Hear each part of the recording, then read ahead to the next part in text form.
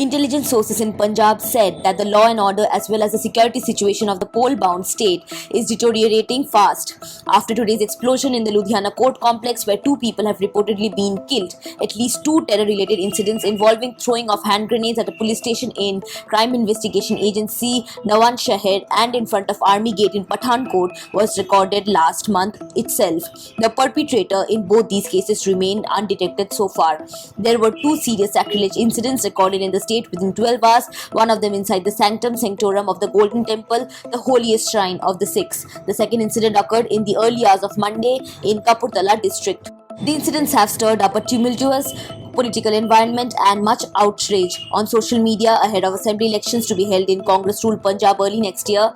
The opposition Shiromani Akali Dal has termed them a deep-rooted conspiracy to disturb peace and communal harmony in the state. In the last 2 years, around 125 drones have been sighted in Punjab. 10 of those were shot down because they were from Pakistan to deliver weapons, explosives, ammunition and narcotics from across the border. Now the Border Security Force and Punjab Police have started involving the panchayats in Punjab's border villages to tackle the issue of drones. Last month, there were a dozen of drone sightings in which grenades and drugs were smuggled. 3 drones from Pakistan which tried to enter Indian territory on October 6th were fired at by BSF and retreated. In September, when sympathizers of the Khalistan Tiger Force were arrested, they confessed to smuggling weapons through drones from Pakistan. In August, a tiffin bomb packed with over 2 kg of RDX and 5 hand grenades were found from Daleke village in Amritsar. Punjab police claimed that the consignment was dropped by a drone from the neighboring country.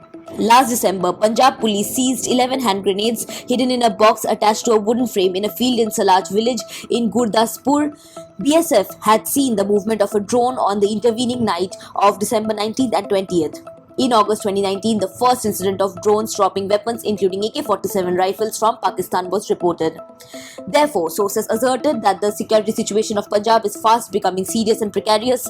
On 30th November, CENT extended the Border Security Force's jurisdiction for search, seizure and arrest in Punjab and some other states. The government claimed that it would help combat trans-border crime and illegal infiltration that triggered demographic change. The government said that the BSF jurisdiction was extended from 15 to 50 kilometers along the Indo-Pak border. The Punjab government moved the Supreme Court against the centre's decision to do so. Former Punjab CM Amarinder Singh had warned against the designs of the enemy country, which was continuously sending in weapons for creating trouble in the state. He emphasized the need for close coordination between the Punjab police and various central security agencies.